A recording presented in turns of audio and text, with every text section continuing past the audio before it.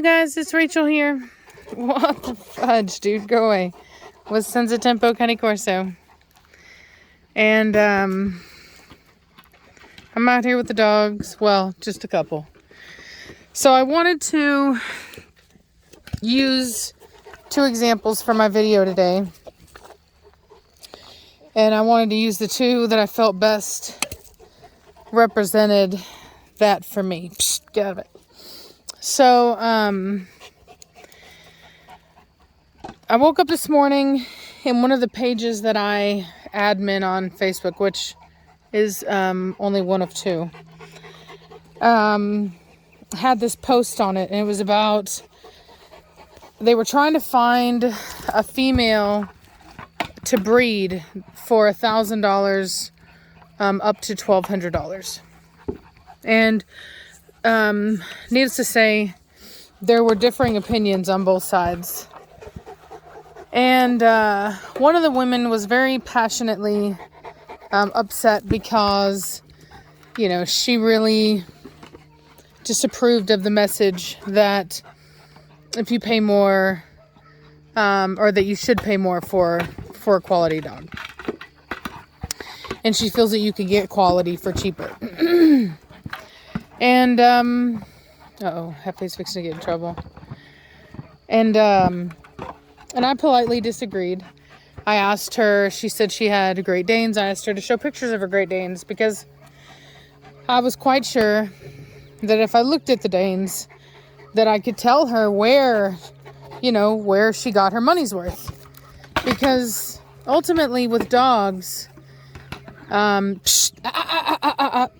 unless you're paying for like some type of designer dog, and it has like you're paying for a color or a coat pattern, something like that, maybe like a Tibetan Mastiff that's bigger in certain colors or whatever, right?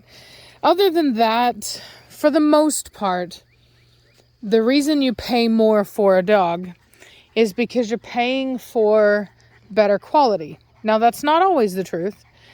I have a saying, and it's, not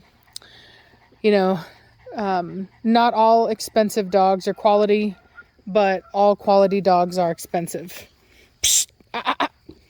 And so it's up to the buyer to do their research to know if the dog that they're purchasing is quality. There are, lots of companies. Like, for example, I'll give you an example. I used to wear cheap makeup, and I didn't care. It wasn't a big deal to me. I used to wear like CoverGirl, wore it for years, didn't have a problem with it. And I had this roommate that used to spend a lot of money on expensive makeup from Sephora. And I used to just I just thought that she was being foolish spending so much money on makeup. And then one day, I saw this palette that I really liked at Sephora when I was shopping. I think it was actually Ulta. So I bought my first, high dollar palette. And it was really good. It was totally different than what I was used to using. And, I found that, because it was a better quality product, it lasted longer and it was easier to apply. I'm on the phone. And so it's not that the other makeup, the cheap makeup that I was using wasn't working, right? I think I would use like Maybelline. It's not that it didn't work. It worked perfectly fine. But it didn't work as well as the more expensive stuff. And it took longer to apply because there wasn't as much pigmentation. So I guess, with dogs, it's like that too. If you don't know anything about structure, yeah, I guess so.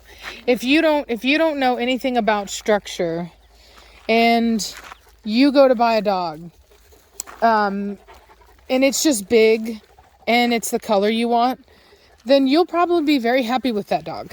And you would probably be a satisfied customer, no matter how much you paid for the dog.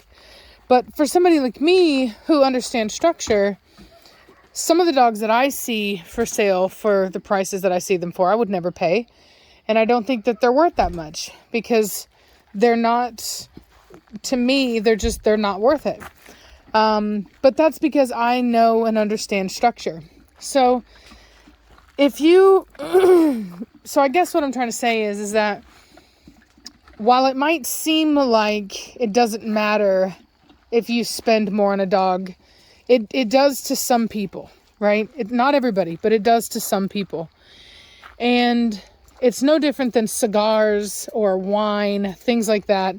I don't drink wine very often. So if somebody put a really fantastic, expensive wine in front of my face and had me drink it, I probably wouldn't be able to tell you which one was better than like a cheap wine. You know what I mean? Because I just don't know it, and I and I can't appreciate it. And it's the same thing. I have a friend who smokes cigars. I couldn't tell you the difference between an expensive cigar and a cheap one, but he could. And that matters to him because he happens to like cigars. Me, I like Corso, and I would consider myself to be like a connoisseur of Corso. And so I'm looking for the cut above dogs. And I know I'm good at identifying those dogs. And not everybody can, not everybody does. And sometimes the market is just going to dictate that something is more expensive, regardless of its quality, which happens to be the case with Corso, because there's more people looking for them than there are breeders. But like if you were looking for like something like a Doberman, most people, they know a good Doberman when they see a good Doberman. And you're going to pay more for that. You know what I mean? And if you wanted to show a Doberman, you could not get away with showing like a really, like a Doberman with bad structure. It's just not going to happen because the competition there's way too much competition. So anyway, while I understand that not everybody's budget allows it to purchase a more expensive dog, so I do understand people kind of going for that bargain thing. And I think if it's just a family, who bred their dog, it's like, okay, whatever, give them a good home. But I will say, I don't think that it's a good idea to support backyard breeders. So people that have a bunch of dogs, but they have a bunch of cheap dogs and they're just breeding them, trying to make as much money as they can.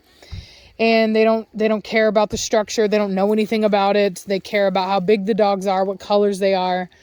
Things like that. I think that should be frowned upon.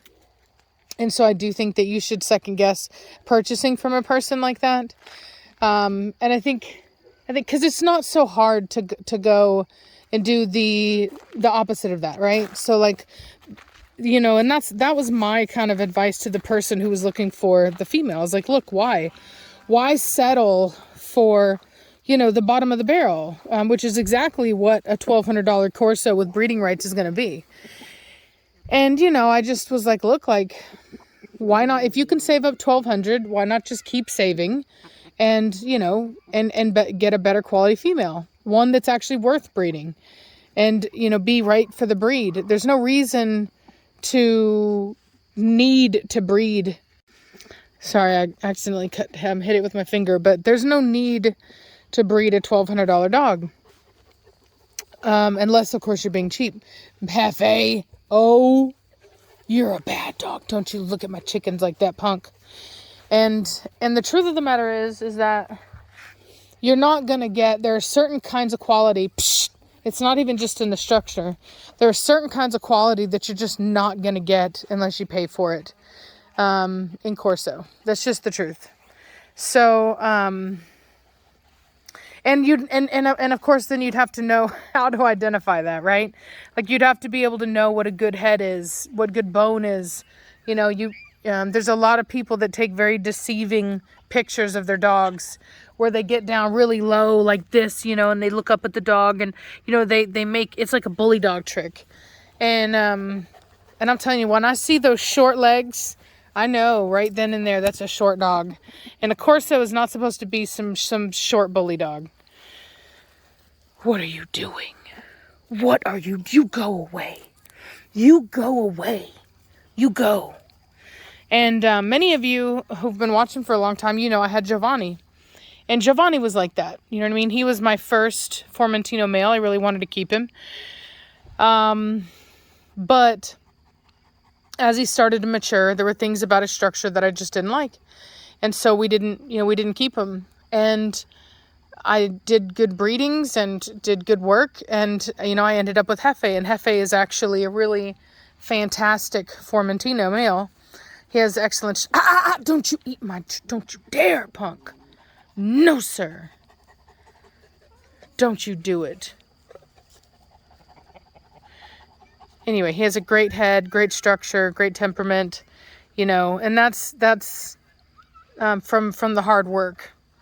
And it wasn't cheap, right? Because I had to purchase his father. So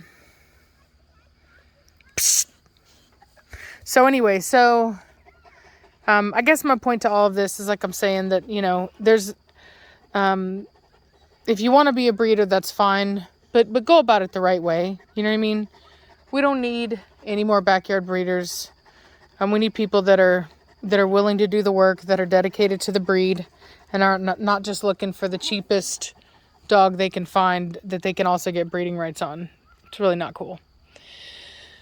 So I'm gonna eat my dinner now. I'm super exhausted. Don't you eat my tree, punk. Like I said, I'll show you my garden real quick, just because I worked so hard today. I don't know if you can tell how much dirt is gone, but there's a lot gone.